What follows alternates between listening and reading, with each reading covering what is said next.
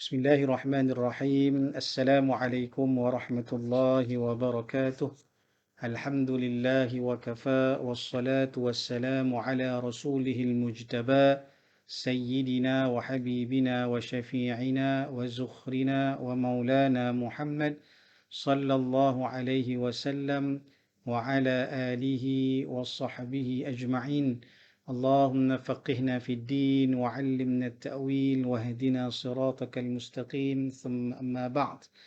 Alhamdulillah, segala puji dan syukur kita kepada Allah Subhanahu wa taala dengan rahmat dan nikmat Allah Subhanahu wa taala pada malam yang penuh barakah ini di bulan Syawal, bulan kita meraihkan kemenangan dan kejayaan kita setelah mana kita menjalani ibadah Ramadan, puasa, Quran, qiyamnya, sedekahnya. Mudah-mudahan Allah SWT memberikan keampunan kepada kita semua serta menggunakan kita mencapai darjat ketakwaan kepada Allah Subhanahu wa taala, dan lebih penting ialah mudah-mudahan Allah terus memberikan kita nikmat taufik dan juga hidayah untuk terus kita melakukan ibadah dan ketaatan kepada Allah Subhanahu wa taala. Dan insya-Allah pada malam ini kita akan teruskan pengajian kita yang sudah lama tertangguh. Mohon maaf kerana tak dapat mengadakan pengajian dalam tempoh yang agak lama kerana bulan Ramadan kita tangguhkan kerana bagi memberi laluan kepada majlis-majlis pengajian masyayikh yang lain. Di samping kalau nak diubahkan tarikh dan masa menyebabkan mungkin akan mengganggu masa dan juga waktu pengajian masyayikh yang lebih aula. Jadi sebab itu tangguhkan, dan kemudian setelah itu kita cuba untuk jalankan, dan insya-Allah malam ini kita akan sambung pengajian kitab At-Taqrirat As-Saniyah fi Halli Al-Fadhil Manzumah Al-Baiquniyah yang dikarang oleh Syekh Hasan Muhammad Al-Mashat rahimahullahu taala, yang menghuraikan kitab Al-Manzumah Al-Baiquniyah yang dikarang oleh Syekh Umar ataupun Taha Al-Baiquni Ad-Dimashqi Asy-Syafi'i rahimahullahu taala, wa nafa'ana Allahu bi'ulumihima wa bi'ulumi masyayikhihima wa talamidatihima wa qurra'i sa'iri musannafatihima wa bi'ulumi masyayikhina fid daraini amin. Baik, tuan-tuan hadirin hadirat muslim muslimat, malam ini kita masuk majlis pengajian yang ke-46. Itu kita akan masuk tajuk hadis satu nau' daripada nau' perbahasan ilmu mustalah hadis, iaitu hadis al-fardu. Setelah kita membincangkan tentang hadis syadz dan hadis maqlub yang ada dua kisim ataupun dua nau', maka al-Imam Umar ataupun Taha Al-Baiquni Ad-Dimashqi mendatangkan perbahasan hadis al-fardu, hadis yang diriwayatkan oleh seorang perawi yang juga ada perkaitan dengan perbahasan sebelum ini tentang perbahasan hadis al-gharib. Kita dah jumpa bait yang menyebut waqul gharibun ma rawa rawin faqat, dan katakanlah bahawasanya hadis gharib itu ialah hadis yang diriwayatkan oleh seorang perawi sahaja. Wal fardu juga ada persamaan dari sudut pandangan para ulama hadis, dan di sana juga ada sedikit perbezaan dari sudut isti'mal, dari sudut penggunaan lafaz bila digunakan perbuatan fa'il tafarrada tentang hadis gharib dan juga hadis fardu ini. Baik, dari segi isti'mal maka sama, digunakan lafaz tafarrada. Nanti kita akan sentuh bila kita bincangkan tentang hadis al-fardu ini pada malam ini insya-Allah subhanahu wa ta'ala. Jadi seperti biasa, sebelum kita masuk pada bait yang bait yang ke-20 lebih dah ni. Bait yang ke-23 malam ni insya-Allah. Jadi sebelum kita masuk bait yang ke-23, mari sama-sama kita mengulangi hafazan Manzumah Baiquniyah ini daripada bait yang pertama sampailah kepada bait yang ke-23. Mudah-mudahan Allah berikan kita kekuatan hafazan dan mudah-mudahan dapat mengingatinya, dan ia sebagai satu anak kunci kita untuk mengetahui dan memahami ilmu mustalah hadis, ilmu yang berkhidmat dengan hadis dan juga sunnah Nabi sallallahu alaihi wa alihi wasallam. Baik. قال الناظم رحمه الله تعالى: بسم الله الرحمن الرحيم. أبدأ بالحمد مصليا على محمد خير نبي أرسلا، وذي من أقسم الحديث عدة، وكل واحد أتى وحده. أولها الصحيح وهو ما اتصل إسناده ولم يشذ أو يعل، يرويه عدل ضابط عن مثله معتمد في ضبطه ونقله. والحسن المعروف طرقا وغدت رجاله لك الصحيح اشتهرت، وكل ما عن رتبة الحسن قصر فهو الضعيف وهو أقصى من كثر. وما أضيف للنبي المرفوع، وما لتابع هو المقطوع. والمسند المتصل الإسناد من راوي حتى المصطفى ولم يبن، وما بسمع كل راو يتصل إسناده للمصطفى فالمتصل مسلسل. قل ما على وصف أتى مثل أما والله أنباني الفتى، كذاك قد حدثنيه قائما أو بعد أن حدثني تبسما. عزيز مروي اثنين أو ثلاثة، مشهور مروي فوق ما ثلاثة. معنعن كعن سعيد عن كرم، ومبهم ما فيه راو لم يسم. وكل ما قلت رجاله على، وضده ذاك الذي قد نازلا. وما أضفته إلى الأصحاب من قول وفعل فهو موقوف زك. ومرسل منه الصحابي سقط، وقل غريب ما روى راو فقط. وكل ما لم يتصل بحال إسناده منقطع الأوصال. والمعضل الساقط منه اثنان، وما أتى مدلسا نوعان. الأول الإسقاط للشيخ، وأن ينقل ممن فوقه بعن وأن. والثاني لا يسقطه لكن يصف أوصافه بما به لا ينعرف. وما يخالف ثقة فيه الملا، فالشاذ والمقلوب قسمان تلا. إبدال راو ما براو قسم، وقلب إسناد لمتن قسم.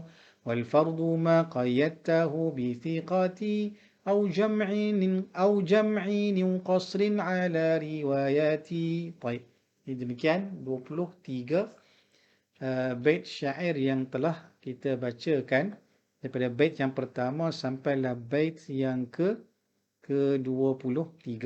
Itu kita baca daripada bait yang pertama habis yang ke-17, maka kita sambung bait yang ke-18 wal mu'dhal sehingga sampailah kepada hadis maqlub, ada dua jenis, dan bait yang ke-23 ialah wal fardu ma qayyadtahu bi thiqati au jam'in qasrin ala riwayati.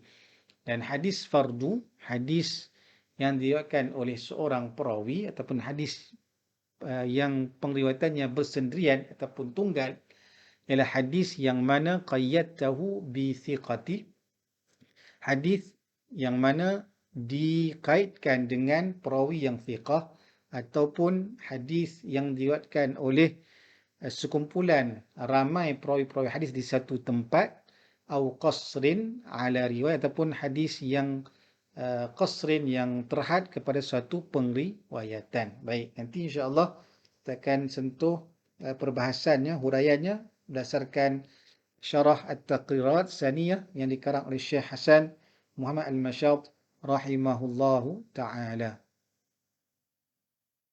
Baik. Jadi qala syarih rahimahullahu ta'ala, berkata syarih, kata Syekh Al-Alim Al-Allamah Hasan Muhammad Al-Mashat rahimahullahu ta'ala, wal fardu lughatan. Hadis al-fardu ini dan juga disebut sebagai perbahasan ilmu ma'rifatul afrad. Al-fardu lafaz tunggal, al-fardu. Adapun jamak, kata jamaknya ialah al-afrad. Al-afrad. Maka wal fardu lughatan. Al-fardu lughatan bermaksud al-watru. Bermaksud al-watru dibaca dengan baris fathah pada huruf waw. Watru. Waw, ta, ra. Watru. Dan juga dibaca dengan baris bawah. Bil kasri. Witru. Dibaca juga al-watru ataupun al-witru. Al-watru ataupun al-witru yang bermaksud tunggal, satu, ataupun disebut sebagai adamul izdiwajiyah, iaitu tidak berlaku sebarang berpasang-pasang. Yakni bersifat ganjil dari segi adat lah. Sebagai al-fardu minal adat, iaitu maksudnya bilangan yang ganjil. Dari segi bilangan 1, 3, 5, 7, 9. Maka dia tak boleh berpasang lah. Kalau pasang itu 2, 4, 6, 8, itu bersifat berpasang-pasang lah. Adapun al-fardu dari segi bahasa bermaksud satu ataupun tunggal, ataupun juga membawa maksud tadi tidak berpasang-pasang. Baik. Itu kita sebut solat witir. Solat witir. Al-watru ataupun witr. Solat witir, maka solat itu bermula dengan satu rakaat, serendah satu rakaat. Dan boleh berlaku 3 rakaat, 5, 7 dan juga 11. Baik. Jadi disebutkan oleh syarih rahimahullahu ta'ala, al-fardu lughatan al-watru. Dari segi istilah, wastilahan, adapun dari segi istilah, qismani. Maka hadis al-fardu ni menurut istilah, maka ia terbahagi kepada dua kisim, dua bahagian ataupun dua jenis. Yang mana jenis yang pertama disebut sebagai al-awwalu al-fardul mutlaq. Maka jenis ataupun bahagian fardu yang pertama ialah al-fardu al-mutlaq. Bersifat secara mutlaknya berlakunya fardu, berlakunya bersendirian, berlakunya pengriwayatan secara tunggal, secara bersendirian. Iaitu apa maksud hadis al-fardu? Wa huwa hadithun infarada bihi aw bisanadihi rawin. Iaitu hadis yang mana infarada bihi, hadis yang dengannya itu satu-satunya hadis yang diriwayatkan, ataupun dengan sanadnya itu adanya seorang perawi hadis. Bisanadihi rawin, hadis yang diriwayatkan oleh seorang perawi hadis. Ini disebutkan sebagai ta'rif dari segi istilah para ulama hadis. Yang mana hadis al-fardul mutlaq ini menurut pentakrifan para ulama hadis juga disebutkan oleh Syekh Nuruddin, Dr. Nuruddin Aidr rahimahullahu ta'ala dalam tahqiq beliau terhadap kitab Nuzhatun Nazar, bahwasanya para muhaddithun menamakan hadis al-fardul mutlaq ini sebagai hadis al-gharib sanadan wa matnan. Sebagai hadis gharib dari segi sanad dan juga matan. Disebut saja hadis al-fardul mutlaq, yakni hadis al-gharib sanadan wa matnan. Hadis yang gharib ini diriwayatkan oleh seorang perawi dalam satu tabaqah, maka secara sanad dan juga matnan. Ini tu hadis yang mana tafarrada bihi rawihi la yarwihi ahadun ghairuh. Hadis yang berlakunya persendirian perawi dalam meriwayatkannya dan tidak ada seseorang pun selain daripada perawi tadi yang meriwayatkan hadis tersebut. Maka itu juga kata para ulama hadis, maksud hadis al-fardul mutlaq ialah hadithul gharib sanadan wa matnan. Menurut pandangan, menurut yang disebut oleh Syekh Dr. Nuruddin Aidr rahimahullahu ta'ala dalam kitab Tahqiq Nuzhatun Nazar beliau. Baik. Dan juga disebut sebagai perbahasan. Jadi hadis al-fardu dan hadis gharib ini maka ada persamaannya di sisi para ulama hadis. Al-Imam Al-Hafiz Ibnu Hajar Asqalani rahimahullahu ta'ala maka ada menyebutkan tentang perbahasan berkaitan dengan persamaan dan juga perbezaan hadis gharib dan juga hadis al-fardu ini dalam kitab Nuzhatun Nazar. Antaranya disebutkan oleh Al-Hafiz Ibn Hajar Asqalani rahimahullahu ta'ala. Kata beliau,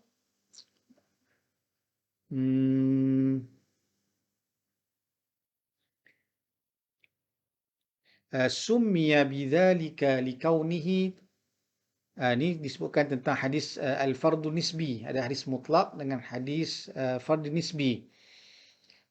Dari sudut apa dia kata, li'annal ghariba wal farda mutaradifani lughatan wastilahan. Kata beliau bahawa hadis gharib dan juga hadis al-fardu ini adalah mutaradifan, adalah kedua-duanya membawa maksud yang sama dari segi lughah dan juga istilah. Gharib, ganjil ataupun sesuatu yang janggal. Gharib, terasing. Fard juga maksud tunggal, bersendirian, seperti berasingan juga. Maka hampir sama dari segi lughah dan juga dari segi istilah para ulama hadis. Hadis gharib, hadis yang diriwayatkan oleh seorang perawi dalam satu tabaqat, dan hadis fardu juga hadis yang seorang perawi meriwayatkannya dalam sanad tersebut. Jadi maknanya dari segi lughah dan istilah sama, kata Al-Imam Al-Hafiz Ibnu Hajar Al-Asqalani rahimahullahu ta'ala. Baik. Illa, melainkan anna ahlal istilah ghayaru bainahuma min haitsu kathratul isti'mal wa qillatihi. Namun para ulama hadis, di sisi para ulama mustalah, maka mereka membezakan antara hadis gharib dengan hadis al-fardu. Membezakan penggunaan hadis al-fardu dan juga al-gharib dari segi banyaknya dan sedikitnya penggunaannya. Jadi kata beliau, fal-fardu aktsaru ma yutliqunahu 'ala al-fardil mutlaq. Adapun hadis al-fardu, maka dari segi penggunaan yang banyak digunakan oleh para ulama hadis ialah digunakan banyak untuk mentarifkan hadis al-fardul mutlaq. Disebut hadithul fard, maka itu menunjukkan hadis al-fardul mutlaq. Hadis yang berlakunya penglihatan secara bersendirian, secara mutlak. Daripada awal sanad ataupun sehingga ke penghujung sanad ataupun sebahagian sanad hadis tersebut, maka disebut sebagai al-fard, yakni fardul mutlaq. Sebab disebut tadi al-fardu ada dua qisman. Satu fardul mutlaq, yang kedua fardun nisbi ataupun fardun muqayyad. Fardun nisbi ataupun fardun muqayyad. Baik. Adapun penggunaan hadis gharib, kata Al-Hafiz Ibnu Hajar Asqalani rahimahullahu ta'ala, wal gharibu aktsaru ma yutliqunahu 'ala al-fardin nisbi. Adapun sebut hadis gharib, maka itu menunjukkan hadis yang menunjukkan kepada al-fardun nisbi ataupun fardul muqayyad. Kalau sebut al-fardu, maka itu menunjukkan kepada hadis fardul mutlaq. Kalau sebut hadis gharib, maka itu menunjukkan kepada hadis itu tafarrudnya ataupun al-fardu secara nisbi ataupun muqayyad. Itu kalau penggunaan nama al-fardu, hadis al-fardu ataupun hadis al-gharib. Penggunaan isim, kata nama al-fardu dan juga gharib. Dari segi isti'mal, menggunakan perbuatan al-fi'l al-mushtaq, maka para ulama-ulama hadis tidak membezakan penggunaan tafarrada ke atas hadis gharib, yakni fardun nisbi, dan juga tafarrada yang menunjukkan kepada hadis al-fardul mutlaq. Maka kata Imam Al-Hafiz Ibn Hajar, fala yufarriqun, mereka tidak membezakan penggunaan tafarrada bihi fulanun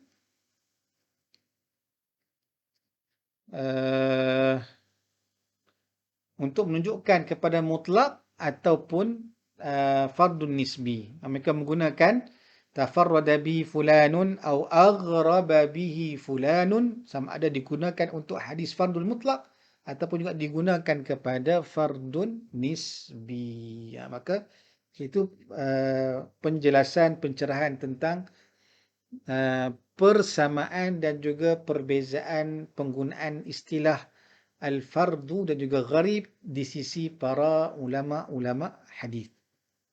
Baik. Jadi kata syarih rahimahullahu ta'ala, al-awwalu al-fardul mutlaq wa huwa hadithun infarada bihi aw bisanadihi rawin. Ataupun disebutkan sebagai hadis yang diriwayatkan alladhi tafarrada bihi rawin wahidun an jami'ir ruwah as-thiqati wa ghairihim.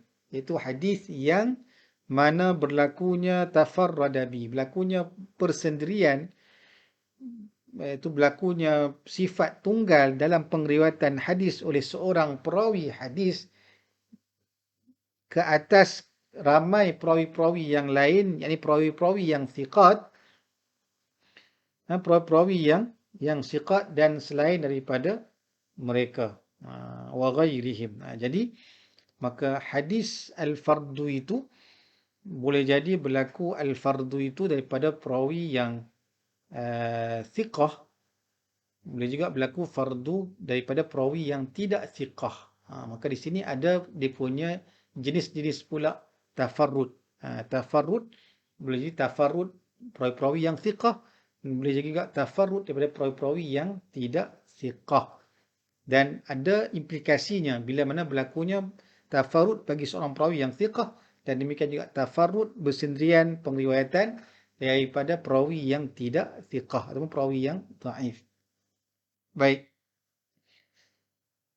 Jadi itu maksud hadis gharib ataupun hadis al-fardul mutlaq. Yang mana hukum hadis yang mana berlakunya bersendirian perawi hadis dalam meriwayatkan hadis tersebut sama daripada awal sanad sehingga penghujung sanad ataupun sehingga pertengahan sanad, maka di sini hukumnya kata para ulama hadis, kata syarih rahimahullahu taala, wa hukmuhu as-sihhatu. Hukum hadis al-fardu mutlaq ini maka ia menjadi sahih. Nanti dulu, bukan semuanya mestinya sahih, ada syarat-syaratnya. As-sihhatu in balagha ar-rawi al-dhabt tam. Sekiranya ia menjadi sahih hukum hadis al-fardul mutlaq ini sekiranya balagha ar-rawi, seorang perawi itu mencapai darjat al-dhabt at-tam, mencapai darjat dhabit yang sempurna. Itu satu. Maknanya perawi yang meriwayatkan di situ adalah perawi yang siqah, maka dia adalah perawi yang dhabit tam. Perawi yang dhabit tam. Dia seorang yang adil, of course seorang yang adil, dan dia seorang yang dhabit tam. Dhabit secara sempurna hafazannya, mempunyai kekuatan hafazan yang sempurna, yang tinggi, yang kuat.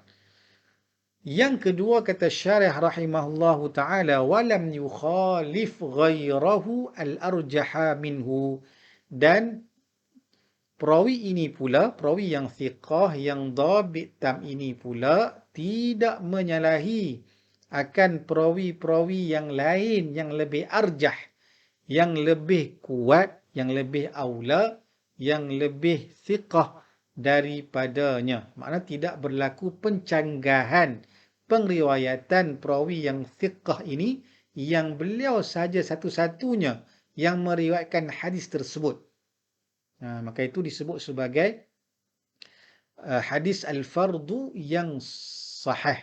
Hadis al-fardu yang sahih kerana perawinya dhabit, adil, dhabit dan tidak mukhalafah. Maka ia mencukupi syarat-syarat untuk menjadi hadis sahih.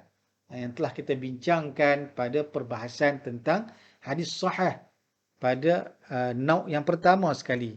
Awwaluha as-sahihu wa huwa mattasal isnaduhu wa lam yushadda aw yu'al yarwihi 'adlun dhabitun 'an mithlihi mu'tamadun fi dhabtihi wa naqlihi. Itu ada 5 syarat untuk menjadikan hadis itu menjadi hadis sahih. Itu diriwayatkan oleh perawi, hadis itu berlakunya bersambung sanad muttasil. Kemudian hadis itu diriwayatkan oleh perawi yang adil. Kemudian perawi itu juga perawi yang dhabit yang tam, dhabit yang sempurna, kekuatan hafazannya sempurna. Tidak berlaku syaz dan tidak berlaku illah. Maka ini 5 syarat untuk menjadi hadis sahih. Maka bila dia tidak berlaku syaz, dia tidak menyalahi akan pengriwayatan perawi yang lebih thiqah ataupun perawi thiqat yang ramai. Bila tidak berlaku pencanggahan, maka pengriwayatannya secara bersendirian maka diterima dan menjadi sahih maqbul dan juga menjadi sahih. Kemudian kata syarih rahimahullahu taala wal husnu in qarabahu wa lam yukhalif ghairahu al arjah minhu aidan. Adapun hukum hadis al-fardu ini, hadis al-fardul mutlaq itu menjadi hasan. Sekiranya, dan adapun hukum hadis fardul mutlak menjadi hasan ialah sekiranya inqarabahu, sekiranya perawi yang meriwayatkan hadis secara bersendirian ini seorang yang adil dan qarabahu menghampiri kepada perawi yang sahih tadi. Dia tidak sahih tapi dia menghampiri kepada darjat hadis sahih tadi. Yakni hafazannya tidaklah sampai kepada tam. Berlaku khafif, ringan sedikit hafazannya tapi masih dhabit tapi tidaklah secara sempurna, maka ia menjadi hasan sekiranya juga tidak menyalahi lam yukhalif ghairahu.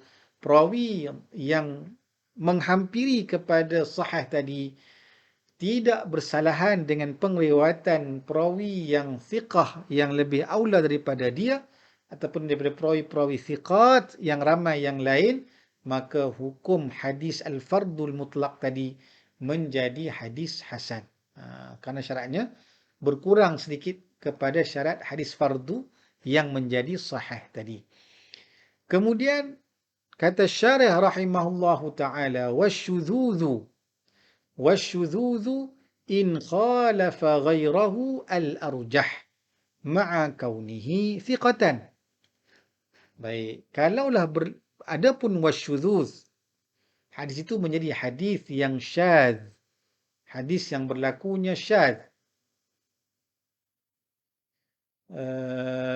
iaitu berlakunya syadz, menyalahi akan perawi-perawi thiqat yang lain. Ini perawi itu perawi yang thiqat, tetapi pengriwayatannya bersalahan. Dia meriwayatkan secara bersendirian, yang riwayatnya itu bersalahan dengan pengriwayatan perawi thiqah. Perawi itu thiqah, tapi pengriwayatannya bercanggah. Tadi yang kedua, al-fardu sahih dengan fardu hasan tadi, dia tidak bercanggah, dia thiqah.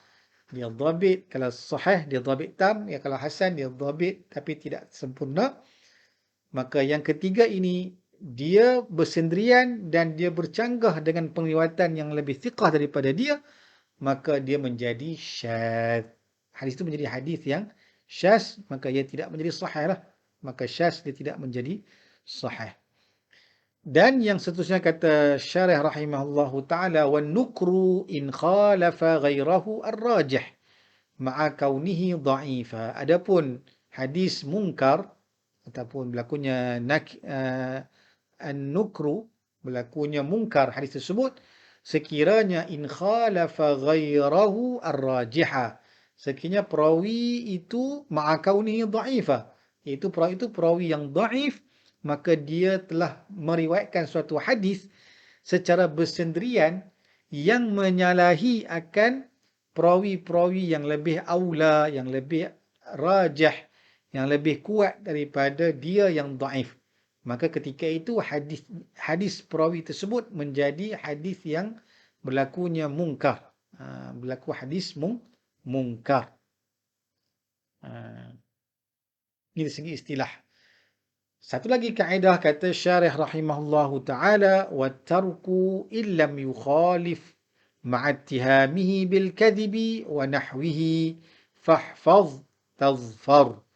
Adapun hadis al-matruk, berlakunya at-tarku, hadis yang perlu untuk ditinggalkan, iaitu hadis illam yukhalif, hadis yang tidak berlaku berpercanggahan, perselisihan, pertentangan dengan pengriwayatan yang lain, tetapi ma'a ittihamihi, tetapi perawi itu ditohmah, dituduh kerana melakukan pendustaan, kerana dia berdusta, dia dituduh sebagai berdusta, maka dia tak semestinya dia itu senantiasa berdusta, tapi dia dituduh, ditohmah, pernah berdusta dalam percakapannya, pernah berbohong dalam percakapannya, maka ketika itu dia menjadi hadis matruk, walaupun dia bukan mereka-reka palsu hadis, tapi dia pernah dituduh sebagai pernah berdusta, maka dia diletakkan tarafnya sebagai hadis al-matruk.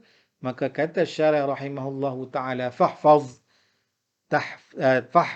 tazfar, maka hafallah kaedah ini, maka kamu akan berjaya atau mendapat faedah yang banyak bila mana mengetahui perbezaan berlakunya riwayat persendirian, yang mana berlakunya persendirian perawi yang thiqah, yang tidak bercanggah, dengan juga perbezaan perawi yang thiqah tetapi bercanggah.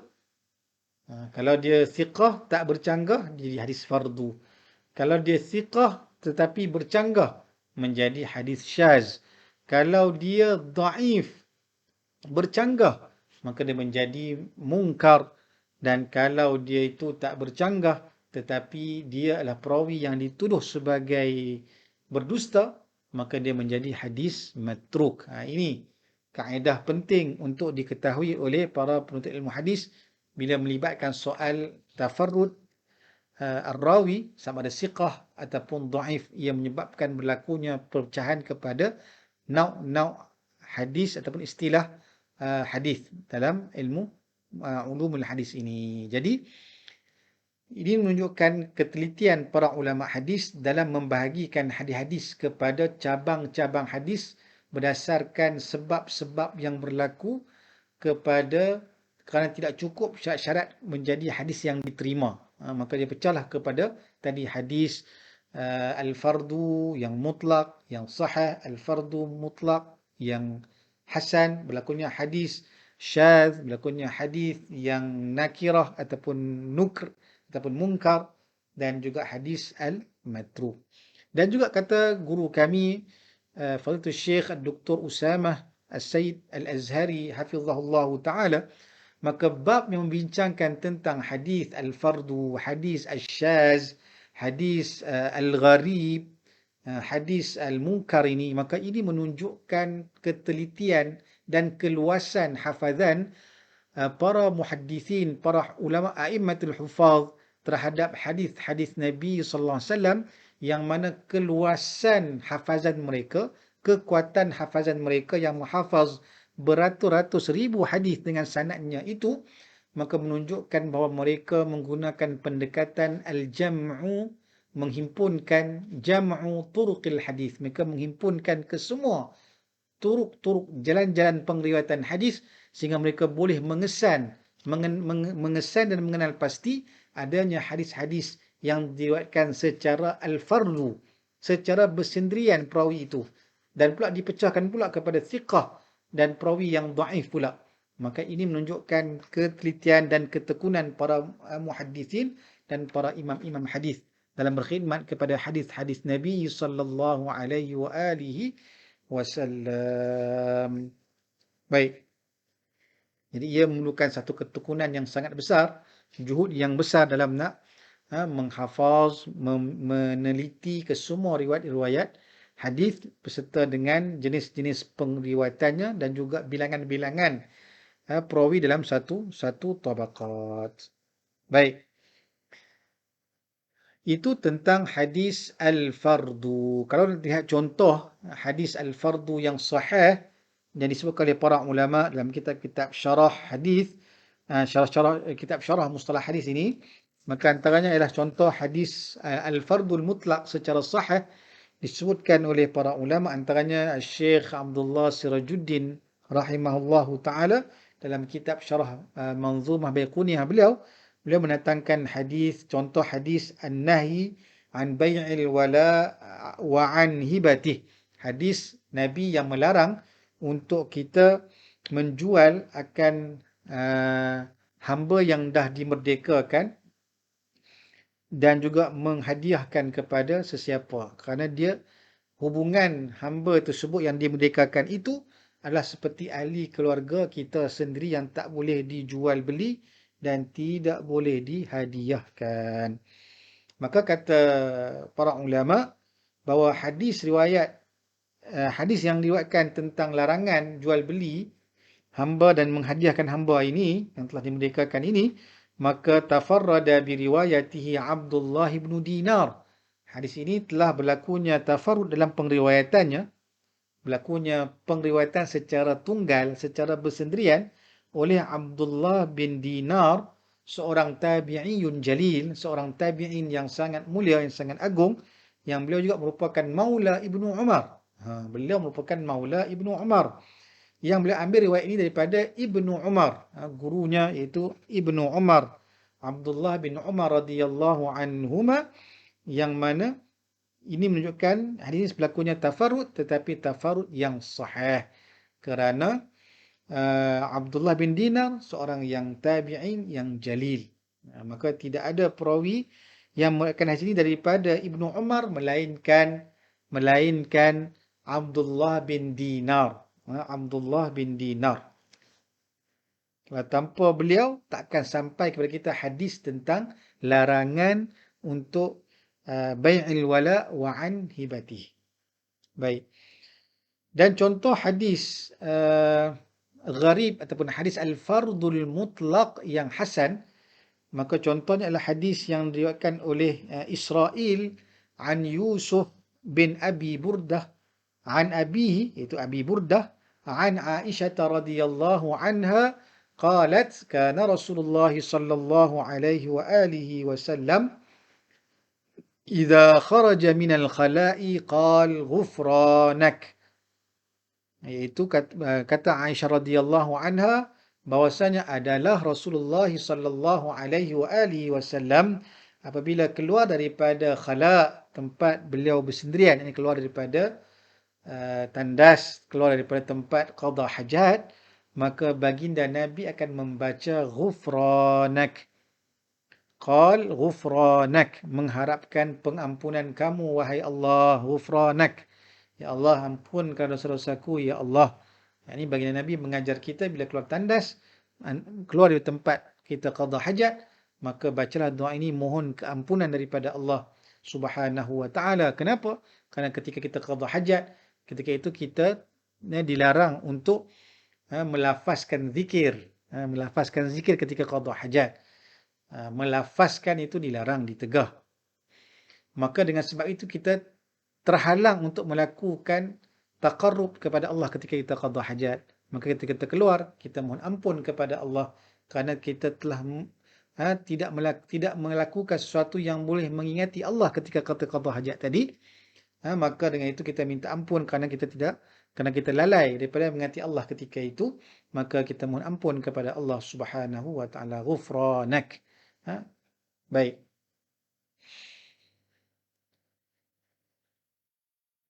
Jadi faqad qala fihi at-Tirmizi, kata para ulama, berkata Imam Tirmizi rahimahullahu taala, hadis ini hasanun gharibun. Hadis ini hadis hasan yang gharib. Yang ini diriwayatkan oleh seorang perawi dalam sanad hadis ini. La na'rifuhu illa min hadis Israel an Yusuf ibni Abi Burdah. Maka tidaklah diketahui pengriwayatan hadis ini melainkan daripada hadis yang diriwayatkan oleh Israel daripada Yusuf bin Abi Burdah, yang mana ambil daripada Abi Burdah sehingga sampai kepada Aisyah radhiyallahu anha. Maka kalau hadis itu perawi yang dhaif, jauh daripada dhabit dan juga dhaif, maka dia menjadi fardu yang dhaif, yakni hadis munkar lah, fardu yang munkar. Baik. Dan kalau al-fardu itu siqah, tetapi bersalahan dengan perawi-perawi siqat yang ramai ataupun perawi yang lebih siqah daripada beliau, daripada dia, maka ia menjadi hadis yang syaz. Dan contoh hadis syaz telah kita bincangkan pada perbahasan bab sebelum ini pada hadis syaz, yang contohnya ialah penglihatan tentang hadis baginda Nabi setelah selesai menjalani solat sunat fajar 2 rakaat sebelum subuh, maka baginda Nabi berbaring. Maka di sana ada riwayat hadis secara marfu', secara lisan, secara qauli kepada baginda Nabi, yang baginda Nabi itu menyuruh untuk kita berbaring setelah melakukan solat sunat fajar. Maka itu hadis yang syaz kerana bersalahan dengan hadis riwayat yang lebih mahfuz. Lawan kepada syaz disebut sebagai hadis mahfuz, hadis yang terpelihara pengriwayatannya. Hadis syaz, perawi yang thiqah, tetapi bersalahan riwayat perawi thiqat yang lebih aula, maka lawannya ialah mahfuz, hadis yang terpelihara pengriwayatannya. Maka yang mahfuz ialah diriwayatkan secara fi'li, perbuatan baginda Nabi, bukannya qauli, iaitu suruhan baginda Nabi sallallahu alaihi wa alihi wasallam. Itu contoh al-fardu yang melibatkan perawi yang siqah tetapi berlakunya mukhalafah dengan perawi yang lebih thiqah daripada menjadi syadz. Baik. Jadi habis tentang al-fardul mutlaq. Hadis al-fardul mutlaq telah kita bincangkan sebentar tadilah tentang al-fardu al-mutlaq. Baik, jadi kita akan masuk kepada perbahasan al-fardu al-thani, iaitu wathani al-fardul muqayyad. Qala asy-syarih rahimahullahu ta'ala والثاني الفرض المقيد وهو ما كان التفرد فيه بالنسبة لجهة مخصوصة وهو المشار إليه بقوله. Dan adapun nau' yang kedua ataupun qisim yang kedua, iaitu al-fardul muqayyad. Setelah kita bincang tentang fardul mutlak, berlakunya persendirian dalam meriwayatkan hadis itu secara mutlak, telah kita dibincangkan. Contoh hadis al-fardul mutlak juga yang biasa kita dengar ialah hadis mutlak ataupun hadis al-fardul mutlak ialah hadis gharib, hadis innamal a'malu binniyat. Itu juga adalah hadis al-fardu ataupun al-gharib daripada Sayyidina Umar sehingga sampailah kepada Yahya bin Sa'id al-Ansari rahimahullahu taala, sehinggalah selepas itu barulah berlakunya berbilang-bilang ramai perawi meriwayatkan daripada Yahya bin Sa'id al-Ansari rahimahullahu taala. Tapi daripada awal sanad sehingga sampai kepada beliau, maka berlakunya al-fardu. Daripada Sayyidina Umar yang beriwayat daripadanya ialah Alqamah. Alqamah. Baik. Ya Rabb. Jadi wal fardul muqayyad ialah wa huwa, iaitu hadis fardul muqayyad ialah makana, hadis yang mana berlakunya tafarrudu fihi, berlakunya bersendirian dalam pengriwayatan hadis padanya bin nisbati, disebabkan dinisbahkan kepada jihah, kepada sudut, kepada keadaan perihal yang makhsusah, yang khusus, yang tertentu. Maka dia menjadi fardu bukan secara mutlak, tapi kerana dia diikat, dia dikaitkan, dinisbahkan kepada sebab-sebab tertentu, maka ia menjadi fardu. Dia tidak secara mutlak. Dia disebabkan ada kait, ada ikatan-ikatan tertentu. Maka kata syarah rahimahullahu ta'ala, maka wahuwa, maka nau' ataupun kisim yang kedua ini, wahuwa itu al-fardul muqayyad ini al-musyaru ilaihi, maka dia ditunjukkan, diisyaratkan dengan ucapan nazim rahimahullahu ta'ala, wal fardu ma qayyadtahu bi thiqati. Maka dalam matan tadi tak disebut tentang fardul mutlaq, kan? Kerana dah dibincangkan juga dalam bab al-gharib. Maka disyarahkan oleh syarah rahimahullahu ta'ala untuk menjelaskan tentang nau' al-fardu. Sebenarnya ada dua, iaitu fardul mutlaq, dan yang kedua ialah fardul nisbi ataupun fardul muqayyad, iaitu ma qayyadtahu. Itu yang dipanggil muqayyad, ma qayyadtahu, ataupun al-fardun nisbi. Ma ay al-hadithul ladhi. Ma di sini maksud ma qayyadtahu, wal fardu ma qayyadtahu bi thiqati. Maka ma di sini ialah al-hadith alladhi qayyadtahu bi thiqati, iaitu hadis yang kamu ikatkannya dengan seorang perawi yang thiqah, yang kamu nisbahkan kepada perawi yang thiqah, iaitu tafarrada bihi an ghairihi, iaitu perawi itu berlakunya bersendirian dalam pengriwayatannya daripada selain daripadanya. Maka dia berlaku bersendirian, hanya dia saja yang berlaku secara pengriwayatan secara bersendirian berbanding perawi-perawi yang lain, yang siqat yang lain. Beliau lah antara perawi yang thiqah yang meriwayatkan hadis tersebut. Yang lain, ada tak yang meriwayatkan hadis yang sama? Ada, tetapi bukan di kalangan perawi yang thiqah. Perawi yang mungkin dhaif. Perawi yang dhaif ataupun saduq. Baik. Jadi, maka bersendiriannya itu dinisbahkan kepada seorang perawi yang thiqah yang meriwayatkan hadis tersebut. Dan ada perawi-perawi lain yang meriwayatkan yang sama, tetapi dia tidak thiqah. Maka dia jadi fardu kerana dinisbahkan kepada perawi yang thiqah tadi. Seperti kata-kata, seperti hadis, contoh hadis, kaqaulika fi hadithi, seperti ucapan kamu terhadap hadis, sebagai contoh, seperti contoh hadis al-fardul muqayyad ini dikaitkan dengan seorang perawi yang thiqah, ialah contoh hadis yang menyebut inna nabiyya sallallahu alaihi wa alihi wasallam kana yaqra'u fil adha wal fitri biqaf wa qatarabatis sa'ah, wa qatarabatis sa'ah. Itu ada hadis yang menyebutkan bahwasanya baginda Nabi, sesungguhnya baginda Nabi sallallahu alaihi wa alihi wasallam adalah beliau akan membaca dalam solat Aidil Adha dan Aidil Fitri. Maka Nabi bila sampai waktu solat hari raya Aidil Fitri, Aidil Adha dan Aidil Fitri, maka baginda Nabi sallallahu alaihi wa alihi wasallam akan membacakan pada rakaat yang pertama dengan surah Qaf.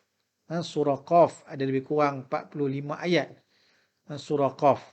Dan rakaat yang kedua, waqtarabatis sa'ah, surah Al-Qamar, yang ada lebih kurang 55 ayat. Maka Nabi membacanya ketika solat Aidil Adha dan juga Aidil Fitri.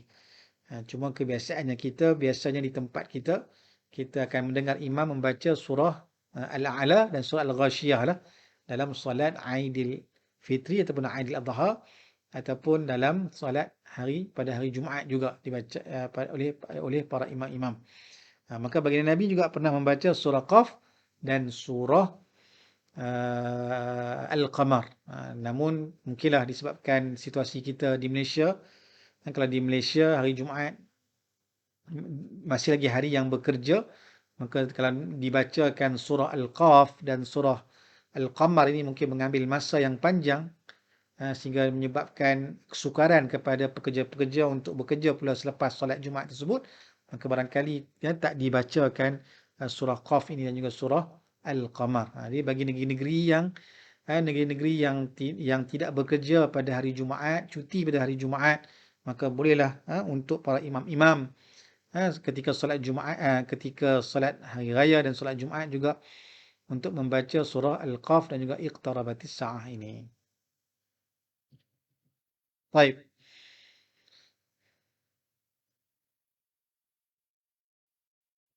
Namun beratlah kan nak baca surah ni, panjang. Makmum mungkin takkan dapat, mungkin terganggu solatnya kerana agak panjang bacaan imam kita. Baik, ala kulli hal, tak kisahlah, yang penting bila imam baca, maka makmum dapat menghayati apa yang dibaca oleh imam, itu yang lebih penting. Baik. Baik, jadi dalam riwayat ini disebutkan oleh Syarih rahimahullahu taala, lam yarwihi thiqatun illa dhamrah. Maksudnya dalam sanad hadis ini dikeluarkan oleh Imam Muslim dalam kitab sahihnya, hadis sahih ni. Maka dia menjadi fardul muqayyad kerana apa? Kerana dalam hadis ini adanya perawi thiqah, iaitu dhamrah yang meriwayatkan hadis ini. Lam yarwi thiqatun illa dhamrah. Tidak ada perawi yang thiqah melainkan dhamrah. Yang mana dhamrah ini mengambil riwayat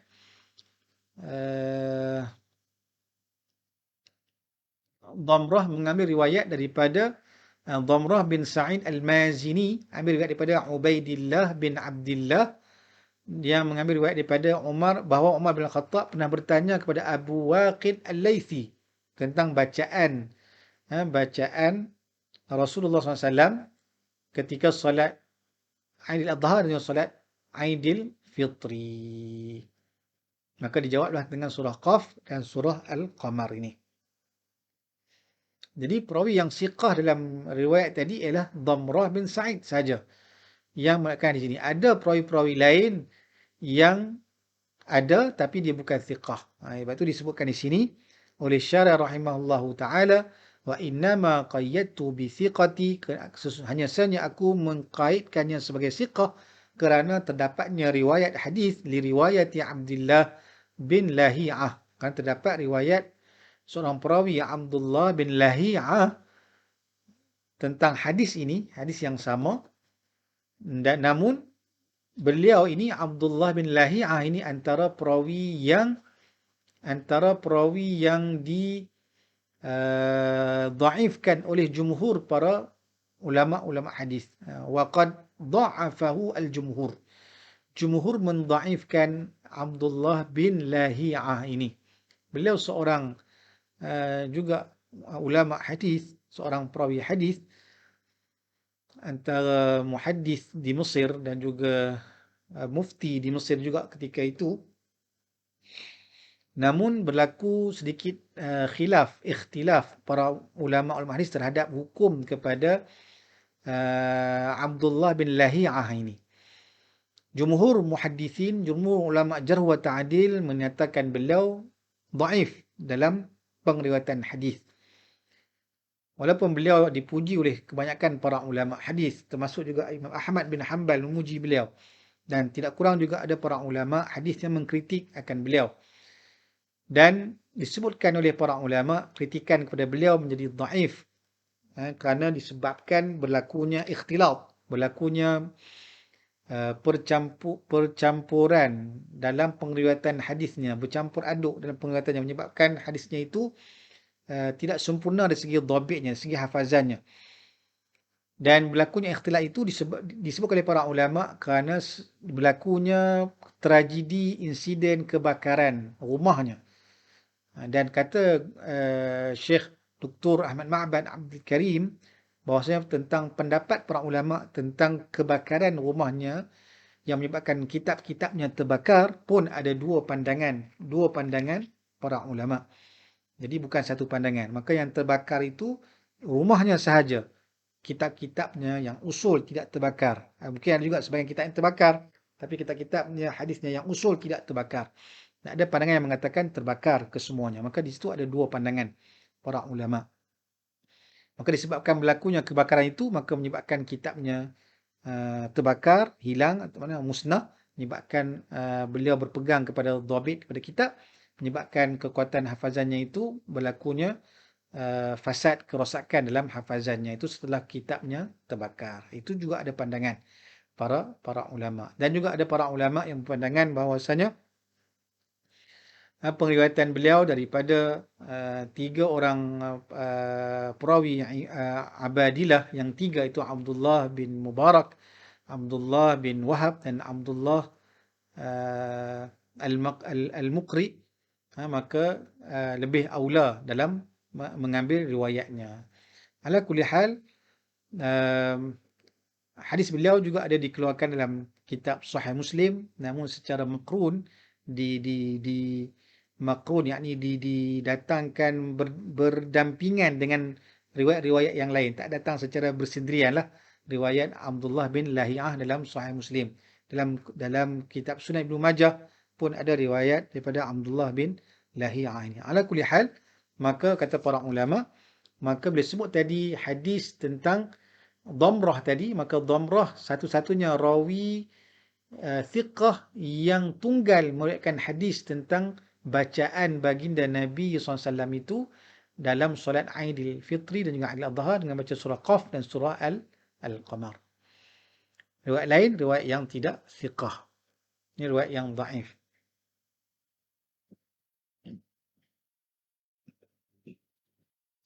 Baik. Kemudian kata Syarih rahimahullahu ta'ala, au qayyadtahu bi jam'in ay jama'atin min baladin muayyanin, iaitu ataupun hadis al-fardul muqayyad ini juga boleh jadi muqayyadnya itu dia dinisbahkan kepada sekumpulan ramai perawi-perawi daripada suatu balad muayyan, suatu tempat negeri tertentu.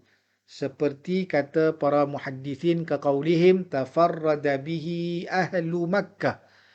Hadis ini pengriwayatannya berlakunya tafarrud, berlakunya bersendirian. Ini periwayatannya secara tunggal oleh penduduk, ini oleh perawi-perawi daripada penduduk-penduduk Makkah, ahlu Makkah. Tafarrada bihi ahlu Makkah. Waruwatuhu minhum muta'addidun, dan sedangkan perawi-perawi dalam sanad tadi adalah ramai, muta'addid. Namun disebabkan kesemuanya itu adalah perawi-perawi daripada suatu tempat,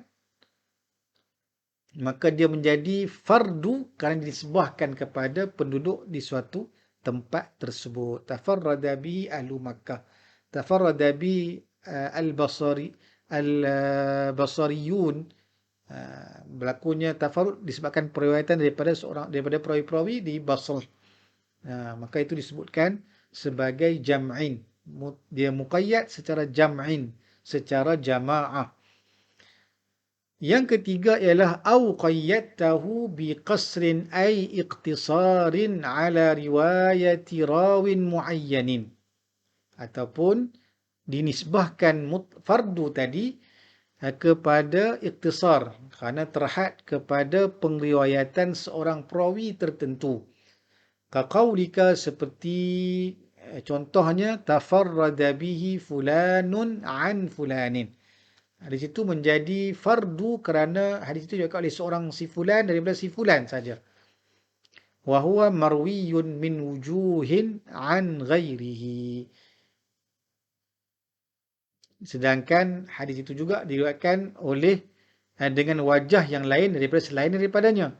Tapi sebabkan dia saja yang meriwayatkan hadis daripada si fulan, maka dia disebut sebagai fardul muqayyad yang iktisar kepada rawin muayyan ataupun ala riwayatin muayyanah.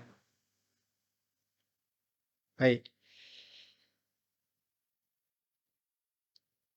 Contoh di sini didatangkan oleh Syarih rahimahullahu taala ka hadis Ibn Uyainah. Contoh disebut sebagai iktisar ala riwayah, hanya jadi fardul muqayyad kerana dinisbahkan kepada satu riwayat, iaitu sebagai contohnya hadis Ibn Uyainah an Wa'il an ibnihi Bakr bin Wa'il an Zuhri an Anas radhiyallahu anhu anna an-nabiy sallallahu alaihi wa alihi wasallam awlama ala Safiyyah bisawiqin wa tamrin. Tentang walimah Safiyah dengan sawiq dan juga tamar, iaitu lam yarwihi an Bakrin ghairu Wa'il, iaitu tidaklah diriwayatkan hadis ini daripada Bakar bin Wa'il, melainkan daripada Wa'il. Wa'il itu bapa kepada Bakar. Iaitu diriwayatkan hadis ini daripada Bakar, tak ada diriwayatkan melainkan daripada Wa'il saja. Walaupun Wa'il itu sebenarnya adalah bapa kepada Bakar, bapa kepada Bakrin, Bakr ibnu Wa'il. Dan tidaklah diriwayatkan daripada Wa'il melainkan Ibnu Uyainah. Daripada Wa'il ini pula tak ada riwayat lain dan melainkan daripada Sufyan bin Uyainah sahaja. Maka ini dipanggil wa huwa hadithun sahih. Sedangkan ini hadis yang sahih.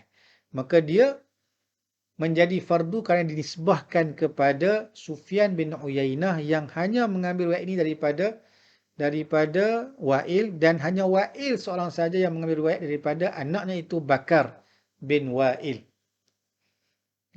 Dan Bakar bin Wa'il mengambil daripada Az-Zuhri. Mengambil daripada Az-Zuhri, dan Zuhri mengambil daripada Anas bin Malik radhiyallahu anhu. Dan kata para ulama, dalam sanad ini, lataiful isnad ini, ada suatu perkara yang menarik, iaitu adanya pengriwayatan akabir, riwayatul akabir anil asagir. Ini al-kabir riwayat daripada as-saghir, iaitu bapa mengambil riwayat daripada anak. Ini juga satu nauk perbahasan ma'rifatu riwayatul akabir anil as-saghir. Itu satu ilmu mengetahui tentang adanya perawi-perawi yang akabir, perawi yang kabir dari segi sin, dari segi usianya, dari segi tabaqahnya, tetapi mereka juga mengambil riwayat daripada perawi yang lebih rendah dari segi ataupun lebih muda daripada umurnya, ataupun lebih rendah tabaqatnya daripada perawi yang mengambil riwayat tersebut. Maka ada riwayatul akabir anil as-saghir. Dan mereka juga ada riwayat sahabat mengambil riwayat daripada tabi'in. Maka ini satu lataif, satu perkara yang sangat menarik. Bagaimana perlunya ada sifat tawadhu' dalam kita nak menuntut ilmu. Maka tidak semestinya seorang itu lebih tua, maka tidak boleh belajar daripada guru-guru yang lebih muda daripadanya. Maka kita perlu ada sifat tawadhu' dalam menuntut ilmu. Maka bila kita tawadhu', maka akan dapat barakah dalam kita menuntut ilmu. Baik. Jadi itu contoh hadis al-fardul muqayyad bila dinisbahkan kepada riwayah terhadap suatu riwayah. Baik. Seterusnya kata syarih rahimahullahu taala, tanbihun laisa fi aqsamil fardil muqayyadi dha'fun min haitsu kaunuhu farda. Iaitu laisa fi aqsamil fardil muqayyad, dan tidaklah dalam bahagian-bahagian hadis fardul muqayyad ini dha'fun, menjadi dhaif disebabkan perihalnya yang berlakunya fardu tadi. Disebabkan perihalnya meriwayatkan secara bersendirian kerana dinisbahkan kepada suatu perihal, ia menjadi dhaif. Tidak. Lakin idza quyida binisbati li thiqatin qaruba min hukmil fardil mutlaq.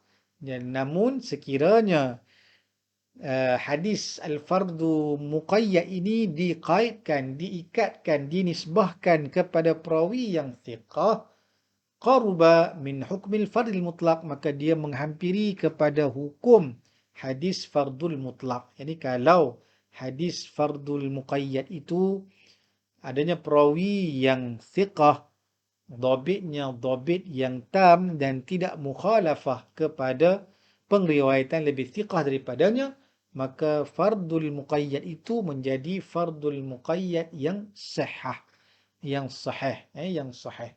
Kalau perawinya itu perawi yang thiqah tetapi dhabitnya dhabit yang tidak tam tapi dia menghampiri, maka dia menjadi fardul muqayyad yang hasan dan tidak menyalahi periwayatan yang lebih awal daripada dia, maka dia menjadi fardul muqayyad yang hasan, yang husnun. Dan kalaulah jadi kalau dia itu perawi yang tidak thiqah, bagaimana? Lianna riwayata ghairi thiqah kala riwayati bal lianna riwayata ghairi thiqati kala riwayatin. Iaitu kerana apa? Kerana pengriwayatan oleh perawi yang tidak thiqah seperti la riwayatin, seperti tidak ada riwayat, tak dikira pengriwayatannya. Kalau perawi itu perawi yang tidak thiqah, perawi yang dhaif ataupun perawi yang matruk. Tadi kalau maudhu' yang mereka-reka palsu hadis lagi-lagi ditolak. Maka kalau perawi yang tidak thiqah, maka seumpama seperti la riwayah, tidak ada pengriwayatannya. Namun kata para ulama, illa idza kana yu'tabaru bihadithih, melainkan sekiranya dia diiktibarkan hadisnya, sekiranya dia boleh diiktibarkan, barangkali adanya syawahid, adanya mutabi' yang boleh menguatkan hadis tersebut, maka barulah ia juga boleh ditulis ataupun diiktibarkan hadisnya, diambil, dikira riwayatnya, kerana ada sokongan-sokongan daripada riwayat-riwayat yang lain. Maka barulah ia diiktibarkan, dia diterima ataupun ditulis ataupun dijadikan sebagai sokongan dalam sesuatu pengriwayatan. Maka itulah perbahasan tentang hadis al-fardu dan juga hadis sama ada fardul mutlak ataupun fardul muqayyad ataupun fardun nisbi. Dan kata para ulama, kata guru kami Syekh Dr. Usamah As-Said Al-Azhari hafizahullah taala, dan juga contoh-contoh hadis, kat mana nak jumpa hadis-hadis al-fardu ini secara banyaknya, boleh rujuk kita kitab Al-Afrad wal Gharaib. Boleh buka kitab Al-Afrad wal Gharaib karangan Imam Daraqutni. Juga ada hadis tentang hadis afrad dan juga hadis gharaib. Hadis gharib dengan hadis fardu. Dan juga kata Syekh Dr. Usamah As-Said Al-Azhari hafizahullah taala, maka boleh buka juga kitab Mu'jam Al-Awsat. Mu'jam Al-Awsat karangan Imam At-Tabarani. Beliau mengarang kitab Mu'jam Al-Awsat. Maka Mu'jam Al-Awsat adalah kitab yang sangat penting dalam kita nak mengetahui tentang hadis-hadis khabar yang al-fardu ini. Tafarrud tadi. Maka dalam tu Imam At-Tabarani akan menyatakan tentang riwayat ini, tafarrada bihi fulan an fulan. Maka dinyatakan. Bahkan Mu'jam Al-Awsat ini antara kitab yang sangat ditekuni oleh Imam Al-Hafiz At-Tabarani, yang beliau menyebut kitab Mu'jam Al-Awsat ini sebagai ruhi, sebagai ruh dalam penulisan beliau. Mana beliau sangat menekuni dalam penghasilan kitab Mu'jam Al-Awsat ini. Baik. Jadi wallahu alam, setakat itu dahulu yang dapat kita kongsikan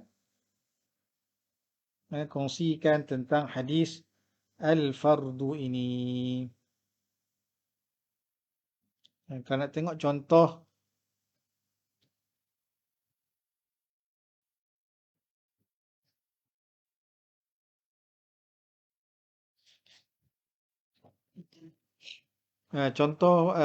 al-fardul muqayyad yang dinisbahkan kepada negeri tertentu, bi baladin muayyanin. Contohnya ialah hadis yang disebutkan, ini disebutkan oleh Syekh Abdullah Sirajuddin dalam kitab syarah beliau, Syarah Baiquniyah. Beliau menyatakan contoh, wa mithaluhu, ini misal bagi muqayyad bi baladin muayyanin. Contohnya ma rawahu Abu Dawud an Abi Dawud At-Tayalisi an Hammamin an Qatadata an Abi Nadrah an Abi Sa'id Al-Khudri radhiyallahu anhu qala amarna Rasulullah sallallahu alaihi wa alihi wasallam an naqra'a bi Fatihatil Kitab wa ma tayassar. Itu daripada hadis riwayat Abi Sa'id Al-Khudri radhiyallahu anhu berkata bahwasanya amarana Rasulullah telah memerintahkan kami untuk membaca akan Fatihatil Kitab, baca surah Al-Fatihah dalam solat, dan juga wa ma tayassar, dan bacalah apa-apa ayat dalam Al-Quran itu ketika solat. Berkata Imam Hakim rahimahullahu taala, qala al-Hakim tafarrada bi dhikril amri fihi ahlul Basrah min awwalil isnadi ila akhirih. Berlakunya tafarrud dalam sanad tadi bi dzikril amri fi, tentang menyebut tentang perintah membaca surah Fatihah dan juga ayat-ayat dalam Al-Quran ini oleh ahli Basrah daripada awal sanad sehinggalah ke penghujung sanad. Walam yusyarikhum fi hadzal lafzi siwahum, tidak ada berlakunya perkongsian dalam pengriwayatan menggunakan lafaz ini selain daripada mereka ini. Tak ada berlaku perkongsian, hanya lafaz ini diriwayatkan oleh perawi daripada ahli Basrah sahaja. Maka ini disebutkan contoh hadis al-fardul muqayyad bi baladin muayyanin.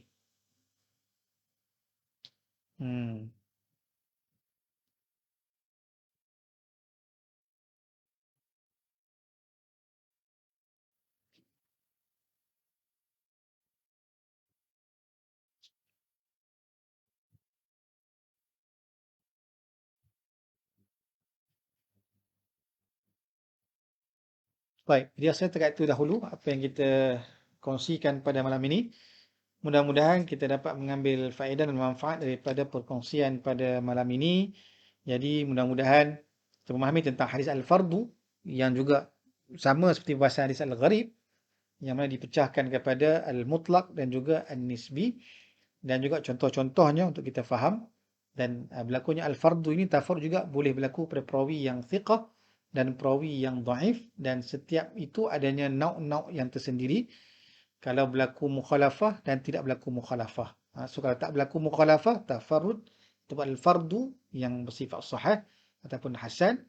Kalau dia berlakunya mukhalafah dan dia thiqah, menjadi syadz. Kalau dia mukhalafah dan dia dhaif, menjadi munkar. Dan kalau dia itu tidak mukhalafah tetapi dia dituhmah sebagai pendusta, maka dia menjadi matruk. Maka itu adalah nauk-nauk yang berkaitan dengan al-fardu ataupun tafarrud juga. Dan al-fardu nisbi dinisbahkan kepada perawi yang thiqah ataupun dinisbahkan kepada balad jamaah, kepada balad tertentu, pada negeri tertentu, atau juga dinisbahkan kepada sesuatu riwayat tertentu. Maka di situlah perbahasan para ulama tentang hadis al-fardu. Jadi kita nyatakan tentang dari sudut persamaan hadis al-gharib dengan al-fardu, dan dari sudut perbezaan penggunaan lafaz lafaz al-gharib dengan al-fardu, dan juga persamaannya pada lafaz secara fi'il yang mushtaq. Tafarrada ataupun aghraba, maka ia menunjukkan kepada al-fardun nisbi. Kalau fardu menunjuk kepada lafaz isim. Kalau guna isim, al-fardu menunjuk kepada mutlak. Al-gharib menunjuk kepada fardu an-nisbi. Dari segi fi'il mushtaq, maka ia sama saja. Fardul mutlak pun disebut sebagai tafarrada bihi fulan. Fardu nisbi pun tafarrada bihi fulan. Sama saja kata Al-Hafiz Ibn Hajar Al-Asqalani rahimahullah.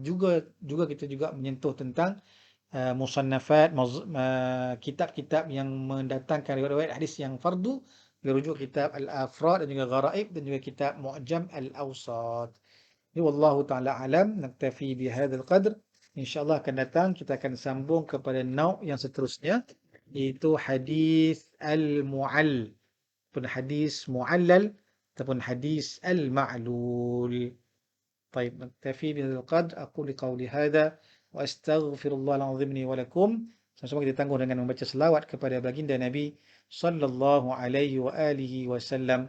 Allahumma salli afdhalas salatin ala as'adi makhluqatika sayyidina Muhammadin wa ala alihi wa sahbihi wa sallim adada معلوماتك ومداد كلماتك كلما ذكرك الذاكرون وغفل عن ذكره الغافلون.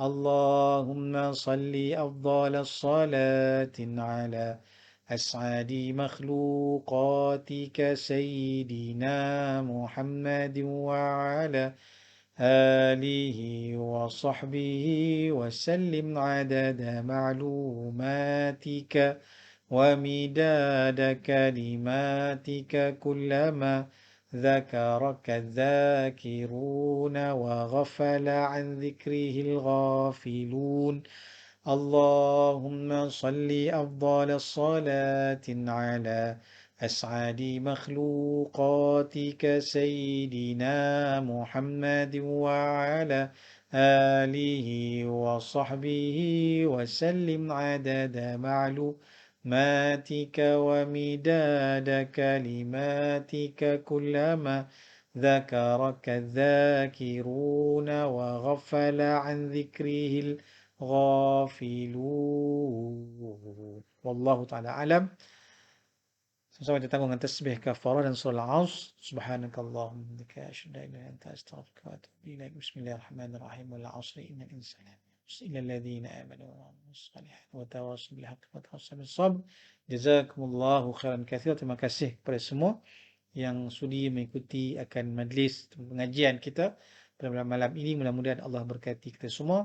Assalamualaikum warahmatullahi wabarakatuh.